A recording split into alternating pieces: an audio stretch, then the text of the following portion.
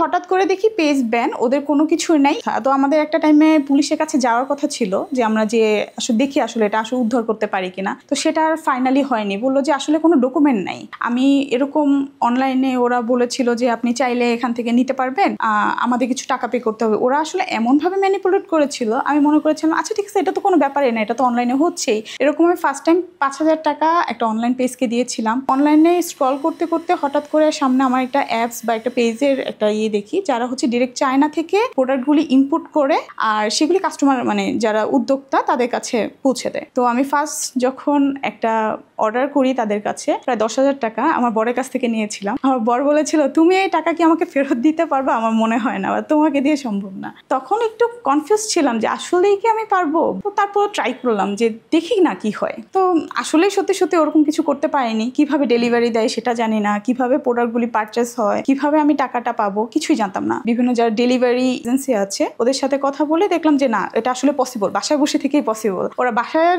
Gate থেকেই নিয়ে যাচ্ছে প্রোডাক্ট, আবার টাকাটাও ঠিক ফোনেই ওভাবে চলে আসে। ওই প্রোডাক্টগুলি আমার খুব কাছের ফ্রেন্ড আর কিছু ফ্যামিলি মেম্বার ছাড়া ওটা আমার আসলে সেল হয়নি। আমি বাকি ড্রেস খুলে আমার বেবিকে পরিয়ে দিয়েছি বা অন্য কাউকে গিফট করে দিয়েছি, এরকম হয়েছে। ছোট বোনের হাজবেন্ড ও একটা আইডিয়া দিল যে একটা সিস্টেম আছে যেটা হচ্ছে গিয়ে পাতার মধ্যে মানুষ তার ছবিটা বা স্মৃতিটা ধরে রাখতে পারবে। তো জিনিসটা খুব ইন্টারেস্টিং মনে হলো আমার কাছে। তো তখন একটা মেশিন আছে যেটার মাধ্যমে আমরা পাতা দিয়ে আমরা ছবিটা মানুষের কাছে তুলে ধরি।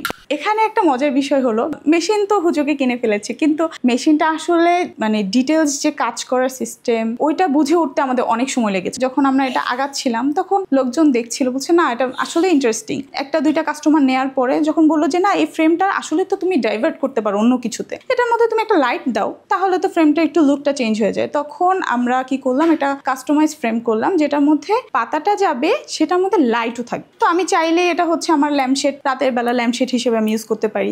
অনেকে আছে ছবি পছন্দ করে না, সেটা ইসলামিক কোনো কিছু, সেটা আপনি চাইলেই প্রিন্ট করতে পারেন। একটা কাবা ঘরের ছবি, কোনো দিক থেকে কোনো সমস্যা হবে না। একবার কি হয়েছে, একটা মেয়ে আমাকে অনলাইনে নক করলো, বললো যে আপু একটা ছবি প্রিন্ট করে দেন। ছবিটা ঠিকই প্রিন্ট করলাম, কিন্তু এরপরে আর উনি নিল না। লাস্ট আমি যে ডেলিভারিটা দিলাম সেটা হচ্ছে একটা বেবির ছবি, তার বাবা মানে নাতি আর তার গ্র্যান্ডফাদার যেটা, সেই ছবিটা প্রিন্ট করে সে 2টা অ্যালবাম অর্ডার করে। আমার খুব ভালো লেগেছে যে মানুষ আসলে খুব কাছে যে মেমোরিগুলি সেগুলি খুব সুন্দর করে প্রিন্ট করতে পারছে, নিজের কাছে রাখতে পারছে। এটা অনেক বড় একটা পাওয়া। বাধা তো ফার্স্টের দিকে ছিলই, যেটা হচ্ছে গিয়ে অনেকে বলতো যে তুমি আসলে এটা করছো, এটা কি আসলেই এখানে তুমি কন্টিনিউ করতে পারবা কিনা। এটা তো আসলে সব বিজনেসের ক্ষেত্রেই আমার মনে হয়। তো এইটা ধরে নিয়ে যদি আমি বসে থাকি তাহলে আসলে কিছু পসিবল না। প্রথম দিকে একটা বিজনেস আসলে লসই হয়, সবকিছু কন্টিনিউ করে করা হয় না, সেটা ড্যামেজ দিতে হয়েছে। এখন ডে বাই ডে মনে হচ্ছে যে না, এটা যখন আস্তে আস্তে মানুষের কাছে যাচ্ছে সবাই জিনিসটা একটু ইন্টারেস্টিং ফিল করছে। কারণ এই মেশিনটা সম্বন্ধে আমাদের আইডিয়া নেওয়ার জন্য বা বেটার একটা রেজাল্টের জন্য আমাদের অনেক কিছুই করতে হয়েছে। তখন অনেক পাতা নষ্ট হয়েছে বা অনেক কাস্টমার অর্ডার দিয়েছে নেয়নি, তো সেটা আমাদের অবশ্যই একটা লস। পাতাগুলি যখন দেখা যায় অনেক সময় হয়েছে ফ্রেম আছে পাতা নেই, আবার পাতা আছে ফ্রেম শেষ হয়ে যাচ্ছে, এরকম একটা সিচুয়েশন হয়। তো এগুলি আমরা কভার করি। মা বাবা দুইজনেই হচ্ছে জব করতেন। আমার অনুপ্রেরণার সব থেকে বড় অংশটা হচ্ছে মা, মানে সে এত পরিশ্রমী, মানে ঘরে বাইরে দুই জায়গায় সমান তালে উনি কাজ করছেন। তো ওইখান থেকেই তৈরি হলো যে না আসলে কিছু করব।